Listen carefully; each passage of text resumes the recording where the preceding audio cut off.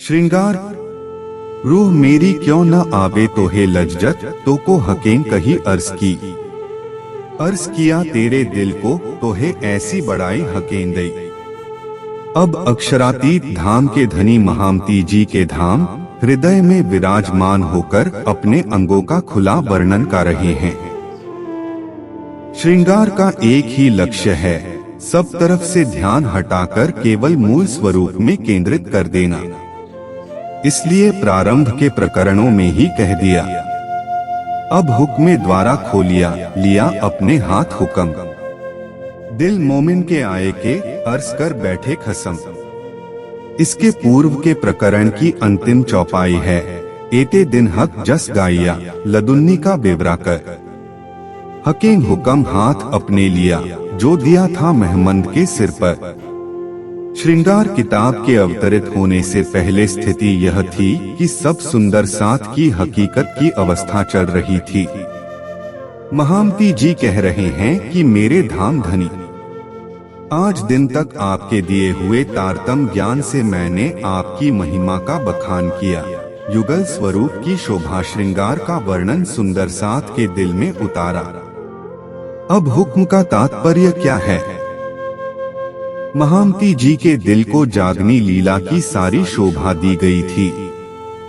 शोभा तो आखिर तक उसी स्वरूप को है, लेकिन अब जब सुंदर साथ को मारिफत के द्वार पर खड़ा करना है तो मारिफत की उस अवस्था में श्री राज जी के सिवाय कुछ नहीं रहेगा। न 25 पक्ष रहेंगे, न श्यामा जी रहेंगी। जब ये चीजें नहीं रहेंगी तो इस कालमाया के ब्रह्मांड में लीला करने वाला कोई तन भी नहीं रहेगा।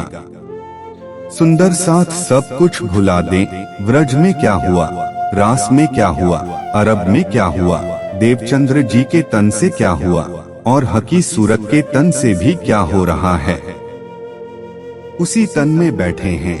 लेकिन जब मारिफत की अवस्था की बात की जाएगी तो सब कुछ भुलाना पड़ेगा। हम जिस श्यामा जी के अंग हैं उधर से भी नजर हटानी पड़ती है, क्योंकि उसी एक मूल स्वरूप से सब कुछ है।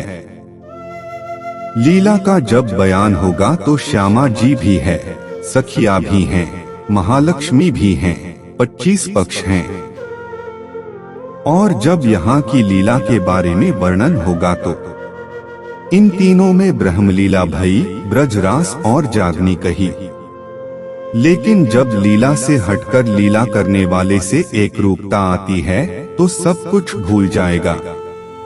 इसलिए कहा, हकीम हुक्म हाथ अपने लिया जो दिया था महमंद के सिर पर, क्योंकि अब केवल श्री राज जी की ही शोभा बसानी है। जब तक वह शोभा बसती नहीं तब तक मार्फता दरवाजा खुल नहीं सकता। अब धाम धनी महामती जी के धाम हृदय में विराजमान होकर कह रहे हैं, मेरी रूह क्यों न आवे तोहे लज्जत। यह श्री महामती जी की आवाज है। सिखापन सुंदर साथ के लिए है और कह रहे हैं अपना नाम लेकर। पूरी वाणी में कहीं भी सुंदर साथ के लिए फटकार के शब्द नहीं हैं। जो कुछ फटकारा है स्वयं को फटकारा है, ताकि सुंदर साथ इससे सिखापन ले ले। माताएं यहाँ बैठी हैं, सब जानती हैं। घर में जब नई बहू आती है, बहू जब गलती करती है तो उसको नहीं कहा जाता है, अपनी बेटी को कह दिया जाता है, ताकि बहू उससे सिखापन ले सके। महामती जी के धाम हृदय में परम धाम के सुंदर साथ के लिए इतना प्रेम है कि किसी को सीधे झिड़की न देकर हर बात अपने ऊपर लेकर कहेंगे कि मेरे अंदर तो करोड़ों अवगुण हैं। अब यहाँ कह रहे हैं, मेरी आत्मा, इस संसार में बैठे बैठे तुझे धाम धनी की लज्जत क्यों नहीं आ रही है। लज्जत का अर्थ है स्वाद। लज्जत और हुज्जत ये दो चीजें वाणी में आई हैं। हुज्जत का अर्थ होता है दावा। दावा कौन करेगा? जो परमधाम से एक रूप हो सकेगा। हक इलम ले देखिए तो हो ये अर्स माफक।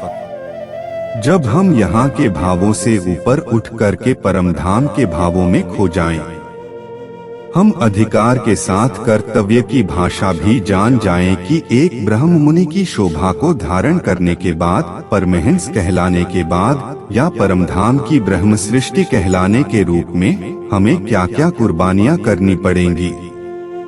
हमारा जीवन अन्य संसारी जीवों जैसा नहीं होना चाहिए। मछली खारे जल में रहती है किंतु उसका परित्याग नहीं कर पाती, वैसे ही संसार के प्राणी भी उसका परित्याग नहीं कर पाते।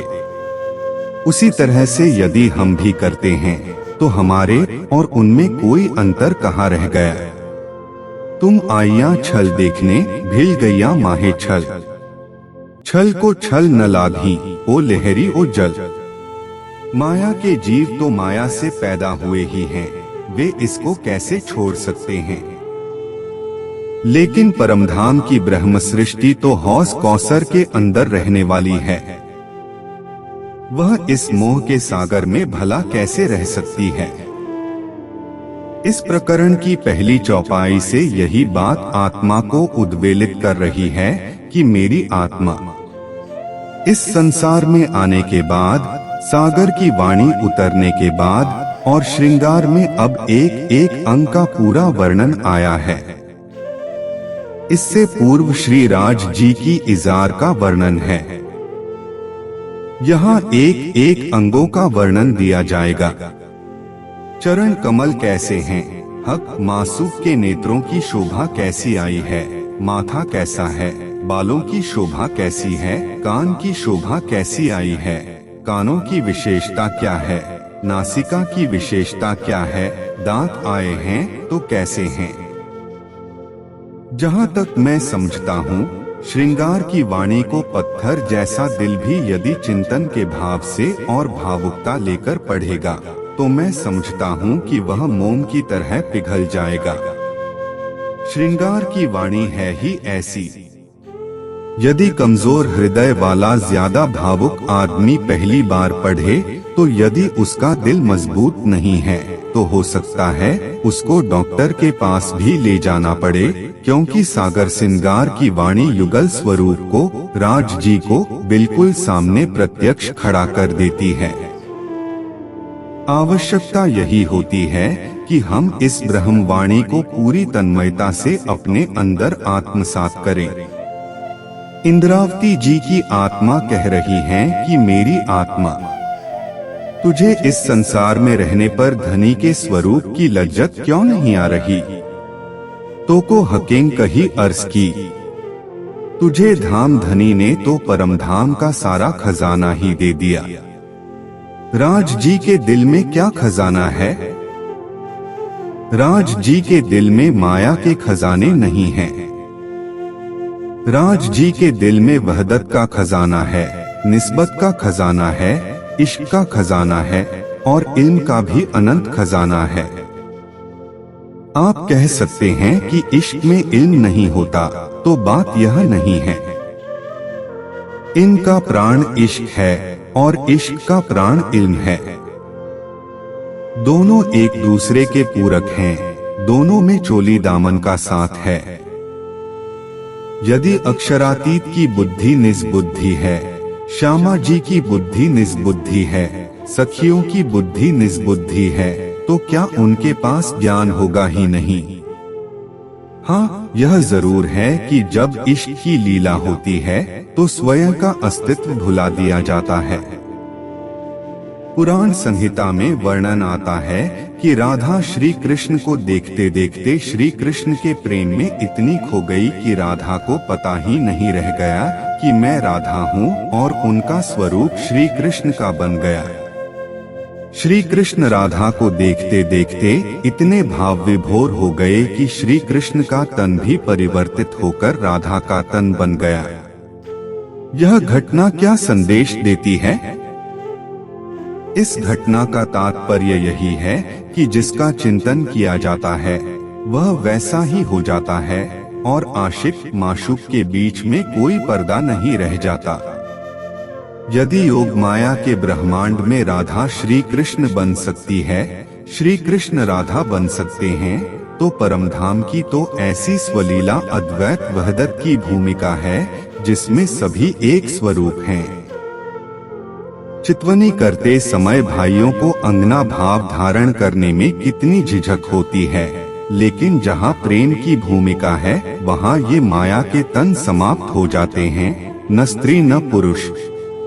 जैसा कि मैंने अभी पुराण संहिता की उस घटना से उदाहरण दिया कि राधा का शरीर श्री कृष्ण का पुरुष तन बन जाता है और श्री कृष्ण का पुरुष तन राधा का बन जाता है, इसका आशय क्या है? योगमाया में एक ही चेतन तत्व है। लीला रूप में वह अनेक रूपों में दृष्टिगोचर होता है। इसी प्रकार यह जो हमारी स्त्री पुरुष की भावना है, यह माया की भावना है।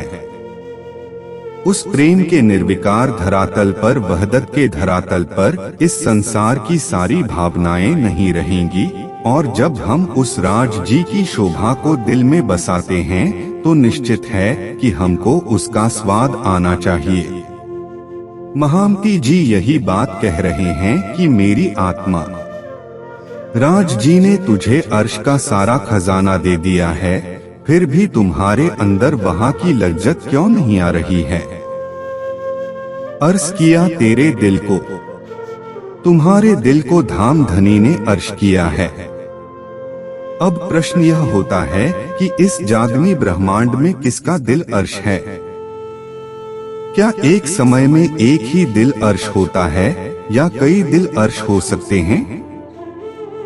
यह ध्यान रखिए, बीतक साहब में एक प्रश्न जरूर आता है। जब श्री मेहरराज कसनी करके चाहते हैं कि सद्गुरु महाराज की तरह मैं भी परमधाम का वर्णन करूं, तो सद्गुरु धनी श्री देवचंद्र जी कहते हैं, मोहे उठाए तुम बैठो। उठाने का तात्पर्य है संसार से उठाना। यह वस्त हुक्म की सो होवे एके ठौर। इसका तात्पर्य यह है कि जब तक चौथे दिन की लीला मेरे तन से हो रही है, तब तक पांचवें दिन की लीला तुम्हारे तन से नहीं शुरू हो सकती। यह ठीक है कि चौथे पांचवें दिन में केवल दोनों तनों को शोभा दी, वह शोभा किसी अन्य को नहीं मिल सकती। लेकिन महामती जी के साथ जो 5000 की जमात पन्ना जी पहुंची, उसमें 500 ब्रह्म सृष्टि थी, और उन 500 ब्रह्म सृष्टियों में एक भी सुंदर साथ ऐसा नहीं था जिसका दिल अर्श न हुआ हो। पन्ना जी में पहुंचने से पहले धारा भाई का प्रसंग आपने सुना होगा। किस तरह से जब धारा भाई चर्चा करते हैं तो राज जी का आवेश उनके तन से भी दर्शन देने लगता है। इसका तात्पर्य यह तो नहीं कि धारा भाई राज जी हो गए। वैसे ही जिन सुंदर साथ ने अपने दिल में धनी को बसा लिया, उनका दिल अर्श हो गया। हक इलम जित पहुंचिया, तित अर्श हुआ दिल हक। इसका भाव यह भी मत समझ लीजिए कि हमने केवल वाणी पढ़ ली तो हमारा दिल अर्श हो गया। हाँ, अर्श होगा, पूर्ण रूप से नहीं। जैसे कोई सुंदर साथ वाणी का गहरा जानकार है, सागर श्रृंगार का मंथन कर लिया, पता चल गया कि मूल मिलावा में युगल स्वरूप की शोभा श्रृंगार क्या है। यदि 10 मिनट के लिए भी अपने मन को एकाग्र करेगा, धनी से प्रेम करेगा, तो उसके दिल में धनी की शोभा बसने लगेगी। उसके दिल में किसी भी कीमत पर न तो हनुमान जी बसेंगे, न शंकर जी बसेंगे, और न देवी बसेंगी। इस भावना से कहा जाता है कि सारे संसार के योगियति जिस पूर्ण ब्रह्म सच्चिदानंद के धाम स्वरूप लीला को जानने का प्रयास करके थक गए, लेकिन जान नहीं पाए कि निराकार से परे क्या है। इस ब्रह्मवाणी द्वारा दिल अर्श हो जाता है, अर्थात उस दिल में युगल स्वरूप की शोभा झलकने लगती है। लेकिन पूर्ण जागनी क्या है? पूर्ण जागने का तात्पर्य यह है कि परात्म के अंदर जैसे राज जी, श्यामा जी की शोभा नख से शिख तक बसी हुई है, वैसे ही आत्मा के दिल में भी बस जाए। पूर्ण स्वरूप हक का आए बैठा मांगे दिल, तब सोई अंग आत्म के उठ खड़े सब मिल। यह है आत्मा की जागनी, यह है आत्मा के दिल का अर्श होना। अभी आपने किरंतन सुना जिसमें कहा गया है, मेहर करी महबूब ने लीजो रूह के अंतस्करण। आत्मा के अंतःकरण में युगल स्वरूप की छवि को बसाना है। ताथे हृदय आत्म के लीजिए बीच साथ स्वरूप जुगल। सुरत न दीजे टूटने फेर फेर जाइए बलबल। आत्मा के हृदय में धनी की शोभा को बसाना है। और वह शोभा कैसे बसेगी? जब हम शरीर से परे हो जाएंगे, मन से परे हो जाएंगे, बुद्धि से परे हो जाएंगे, संसार को बिल्कुल भुला देंगे कि हम कहाँ बैठे हैं। इसके लिए मन को एकाग्र करना पड़ेगा, मन को निर्मल करना पड़ेगा, मन के अंदर कोमल भावनाएं भरनी पड़ेंगी। अपने मन के अंदर दूसरों को मन, वाणी, कर्म से कष्ट पहुंचाने की प्रवृत्ति समाप्त करनी होगी। तभी तो कहा है, मोमिन दिल कोमल कहिया तो अर्स पाया खिता। मोमिनों के दिल को कोमल कहा है। कोमल दिल का तात्पर्य क्या है? जैसे मैं यहाँ बैठा हूँ, यदि मैं नग्न तख्त पर बैठना चाहूँ तो आप बैठने नहीं देंगे। मैं तो एक सीधा सादा इंसान हूँ, छोटा सा सुंदर साथ हूँ। अक्षरतीत को आप दिल में बसाना तो चाहते हैं, किंतु यदि आपके हृदय में कठोरता है तो अक्षरातीत कैसे विराजमान होंगे? यदि आपका हृदय दूसरों के दुहक से द्रवित नहीं होता, दूसरे के प्रति प्रेम से भरता नहीं, तो ऐसे दिल में धनी कहाँ से वास करेंगे? तभी तो श्री महामती जी ने बार बार कहा है, अर्स तुम्हारा मेरा दिल है, तुम आए करो आराम। सेज बिछाई रूच रूच के यही तुम्हारा विश्राम। रुचि रुचि के सेजा बिछाने का तात्पर्य क्या है? मेरे धाम धनी, आप मेरे धाम हृदय में आकर विश्राम कीजिए। इसके लिए मैंने इल्म के पलंग पर विरह की सेजा बिछाई है और विरह की उस सेजा पर मैं बाट देख रही हूँ कि कब आपका स्वरूप आकर विराजमान होगा। इसको कहते हैं सेज बिछाई रूच रूच के। यदि हमारे हृदय में प्रेम की रसधारा नहीं, विरह से हमारा हृदय पूर्ण नहीं, तो धनी आकर वास करने वाले नहीं हैं। इसके लिए कहीं न कहीं हमें हकीकत और मारिफत की तरफ कदम बढ़ाना पड़ेगा। वही कह रहे हैं, अर्ज किया तेरे दिल को मेरी आत्मा, तुम्हारे दिल में धाम धनी आकर बैठ गए हैं।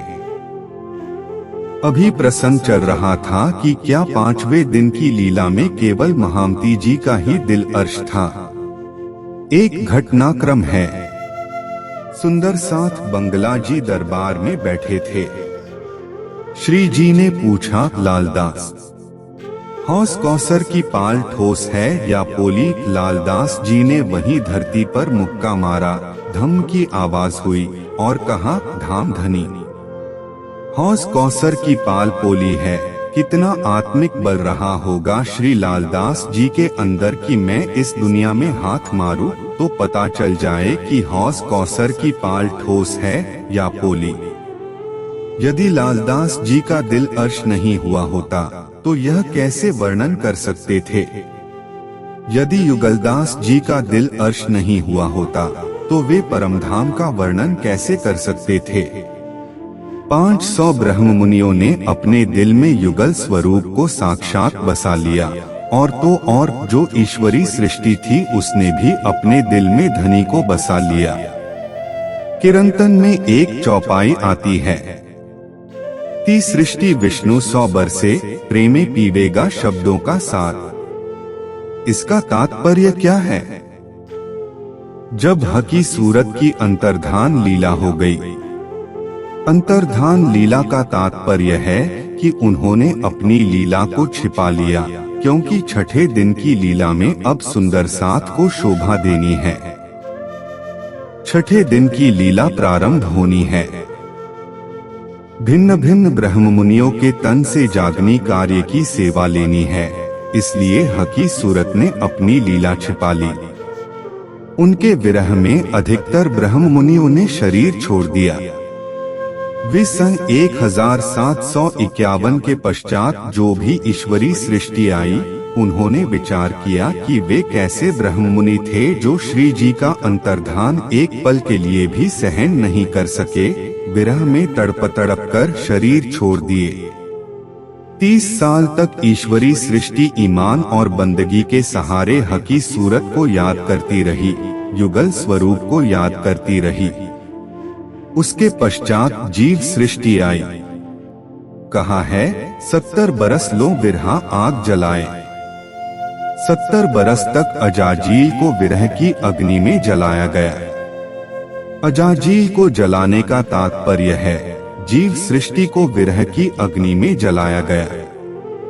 जब जीव सृष्टि ने सुना कि कैसे श्री प्राणनाथ जी के रूप में पूर्ण ब्रह्म सच्चिदानंद ने लीला की, जिनकी चर्चा के समय साक्षात युगल स्वरूप के दर्शन हो जाया करते थे, जिनके अंदर पांचों शक्तियों के स्वरूप विराजमान था, हम उस पूर्ण ब्रह्म सच्चिदानंद का इन बाह्य आँखों से प्रत्यक्ष दर्शन नहीं कर सके।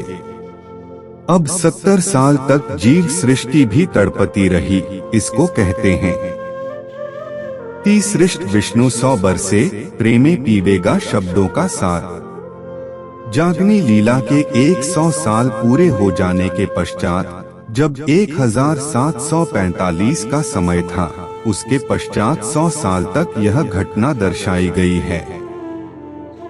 हकी सूरत के तन रहते रहते जिस ईश्वरी सृष्टि ने भी दिल में धनी को बसाया होगा, तो उसका भी दिल अर्श हुआ होगा। जीव सृष्टि ने भी दिल में बसाया होगा, तो उसका दिल धनी का मंदिर बन गया होगा। लेकिन एक बात है, जैसे पांचों पांडव भाई थे, लेकिन राजमुकुट तो केवल युधिष्ठिर के ही सिर पर था। मुकुट सभी पहनते थे, राजमुकुट केवल युधिष्ठिर ही धारण कर सकते थे। उसी तरह हकी सूरत के तन से जब लीला चल रही थी, उस समय वह शोभा केवल हकी सूरत की ही रही, लेकिन अर्श दिल होने का सौभाग्य सबको था। वैसे ही इस छठे दिन की लीला में हर सुंदर साथ को सौभाग्य है कि वह इनसे और इश्क से अपने दिल को अर्श बनाए। इन द्वारा अटूट दृढ़ता हो जाए कि हमारे दिल में युगल स्वरूप को ही बसना है, और इश्क द्वारा उस शोभा को अखंड रूप से हम बसा लें। यही इल्म और इश्क की बंदगी है। इसके द्वारा कोई भी सुंदर साथ यहाँ बैठे बैठे परमधाम की अनुभूति कर सकता है, अपने दिल में धनी की शोभा को देख सकता है। जब आंखें खुली तो संसार दिखा, जब आंखें बंद हुई तो अपनी आत्मा के हृदय में युगल स्वरूप दिखे। इसको कहते हैं अर्श दिल होना। जैसा कि धनी ने कह दिया, जब पूर्ण स्वरूप हक का आए बैठा माहे दिल आत्मा का फरामोशी से जागे का चौथा प्रकरण पूरा इसी विषय पर केंद्रित है कि अपनी आत्मा को कैसे जागृत किया जाए। जब हक सूरत दिल में चुभे तब रूह जागी देखो सोए। इसको कहते हैं जागनी और इसको कहते हैं दिल में अर्श का होना। सामान्य सा अर्थ है, आपके दिल में संसार बसा हुआ है। संसार को हटाकर दिल में धनी को बसा लीजिए तो आपका दिल क्या कहलाएगा? अर्श दिल। महामती जी वही बात कह रहे हैं कि मेरी आत्मा धाम धनी ने तेरे दिल में बैठक की है। इन गुनहगारों के दिल को अर्ज कर बैठे मेहरबान। माया का खेल मांगने के कारण परमधाम की ब्रह्म सृष्टियों को गुनाह जरूर लगा, लेकिन इस माया के तन के अंदर भी धाम धनी सुंदर साथ के दिल में विराजमान है।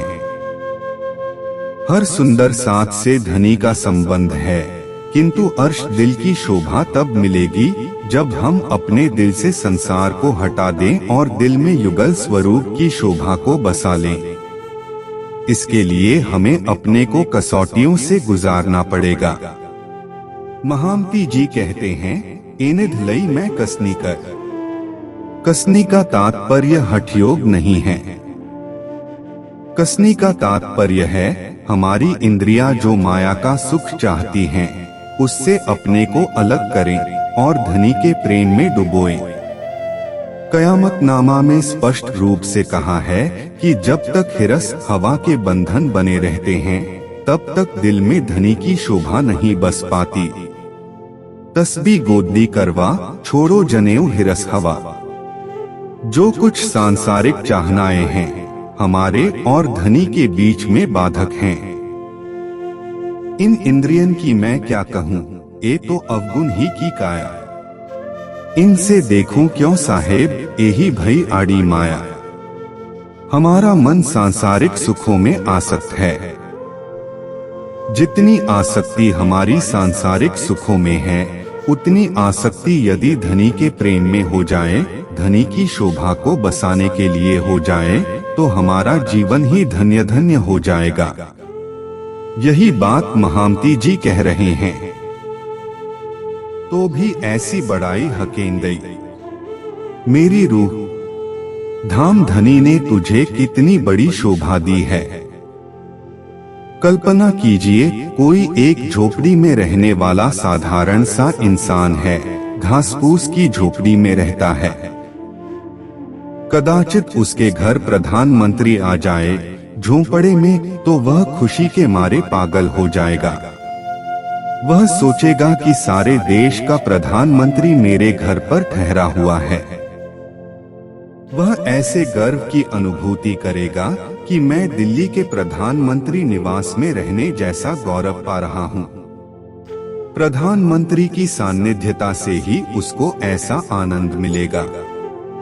देश के प्रथम राष्ट्रपति राजेंद्र बाबू का बचपन में उनकी बुआ ने ही पालन पोषण किया था।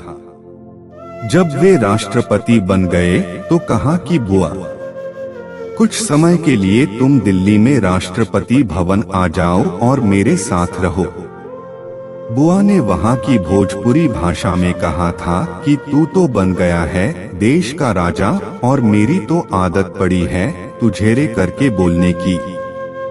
सबके सामने मेरे मुंह से रे का शब्द निकल जाएगा। राजेंद्र बाबू ने कहा कि बुआ, मैं तो इसी के लिए तरसता हूँ। सारा हिंदुस्तान तो मेरे सिजदे बजा सकता है, लेकिन मुझे प्रेम से रे कहकर, राजेंद्र कहकर बोलने वाला नहीं है। मैं इसीलिए तरसता हूँ कि तुम आ करके रहो। कल्पना कीजिए, जो अक्षरातीत का यह दावा है, आसिक मेरा नाम, रो अल्लाह आसिक मेरा नाम, इश्क मेरा रूहंसो मेरा उम्मत में आराम। आशिक किसको कहते हैं? जिसके रोम रोम में माशूक की शोभा बसी हो। जिसका यह दावा है कि मैं आशिक हूँ, तो यह याद रखिए कि आप जितना राज जी को याद करते हैं, उससे ज्यादा राज जी आपको याद करते हैं। आप तो क्या करेंगे, 1 घंटा वाणी पढ़ लेंगे, 5 घंटे पढ़ लेंगे, 6 घंटे पढ़ लेंगे, फिर 6 से 7 घंटे तो आप सोएंगे, और कुछ नहीं तो आप ध्यान करेंगे 1 घंटे, 2 घंटे, 4 घंटे। मान लीजिए कि आप 24 घंटे में 15 घंटे भी ध्यान करते हैं, 16 घंटे भी ध्यान करते हैं। कुछ समय तो आप सोएंगे अवश्य, क्योंकि शरीर की प्रवृत्ति है सोना। आपके बगल में भयानक सर्प घूम रहा है, बिच्छू घूम रहा है, या आप ट्रेन से कहीं यात्रा पर जा रहे हैं। आप तो गहरी निद्रा में सोए हैं, और एक ऐसा आशिक है जो पल पल देख रहा है कि मेरी आत्मा का तन कहीं खतरे में तो नहीं है। वह आपकी पहरेदारी कर रहा है कि आपके आने वाले समय में क्या घटित होना है, जिसका आपको कुछ भी पता नहीं। आप तो औपचारिकता पूरी कर लेते हैं। जब काम पर जाना होता है, जल्दी जल्दी राज जी को प्रणाम करके चरणामृत प्रसाद लेते हैं और भागते हैं। इसलिए धनी ने कहा है, जो तुम पीछे दोस्ती करो तो भी मेरे सच्चे यार। हम 24 घंटे में कुछ पल भी यदि राज जी को इस तरह से याद करें, उनके सामने सब भूल जाएं, उसको कहते हैं साद। कुरान में 12 हरफे मुक्तियात हैं। उसमें ऐन है, गैन है, कैफ है, साद है, अलिफ लाम और मीम भी है। साद का क्या अर्थ होता है? रिझाना। रिझाना कैसे होता है? रिझाने का तात्पर्य है केवल तू रह जाए। एक भक्त भगवान के मंदिर में जाता है और हाथ जोड़कर गिड़गिड़ाकर कांपते स्वरों से प्रार्थना करता है, हे परमात्मा, मेरे अवगुणों को क्षमा कर देना, मुझे मुक्ति दे देना। यह हो गई भय के कारण की गई प्रार्थना। एक होता है अधिकार के साथ अपनेपन की भावना से कहना। कुछ कल्पना कीजिए, इतनी माताएं बहनें बैठी हैं, उनको किसी वस्तु की आवश्यकता हो तो क्या वे अपने पति के आगे हाथ जोड़कर प्रार्थना पत्र लेकर प्रार्थना करती हैं? उनका अधिकार होता है पति से कह देना कि यह चीज ला देना, लेकिन अधिकार के साथ वह कर्तव्य की भाषा भी जानती हैं। एक दासी अपने मालिक से हाथ जोड़कर प्रार्थना करेगी, लेकिन एक अर्धांगिनी जिस प्रकार की कुर्बानी कर सकती है वैसा दासी नहीं कर सकती। दासी को यदि समय पर वेतन नहीं मिलेगा तो वह छोड़कर चली जाएगी, लेकिन यदि पति की तबीयत खराब हो, उसके कपड़े गंदे हों, तो उसकी सेवा करने में पत्नी को घृणा नहीं आएगी, जबकि दासी को आ सकती है। इसी तरह इस माया के संसार में आत्मा का प्रियतम है एक अक्षरातीत पूर्ण ब्रह्मा सच्चिदानंद। यदि उसके प्रति अपने कर्तव्य का एहसास हो जाए कि जो अक्षरातीत पल पल हमारे ऊपर नजर रख रहा है, हमारा भी उत्तरदायित्व होता है कि उसको खाते पीते उठते बैठते सोवत सुपन जागरक दमन छोड़े मासूब को जाकी असल हक निस्बत। संसार में लहर कभी सागर से जुदा नहीं हो सकती। तभी तो कहा है, आसिक इन चरण की, ब्रह्म सृष्टि धनी के चरणों की आशिक है, और आशिक की रूह चरण, धनी के चरण ही रूह के जीवन के आधार हैं। यानी धनी के चरणों के बिना ब्रह्म सृष्टि इस संसार में रहना पसंद नहीं करेगी। जिसकी आत्मा जागृत हो, सबके लिए यह बात नहीं है।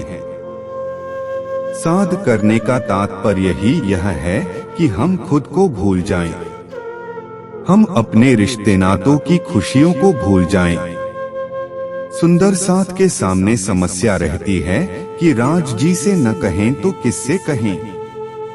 राज जी से कहिए, आप अपना दुख दर्द कहिए, आपको पूरा अधिकार है। आपकी जो मन्नत होगी वह भी पूरी हो जाएगी, लेकिन प्रेम का अखंड आनंद आप खो बैठेंगे। यदि आप राष्ट्रपति के पास जाकर कहेंगे कि एक कप चाय दे दीजिए, राष्ट्रपति के लिए एक कप चाय पिलाना कौन सा मुश्किल है। राष्ट्रपति तो चाय पिला देंगे, लेकिन राष्ट्रपति की सानिध्यता का लाभ एक च के लिए खो देना बहुत बड़ी भूल होती है।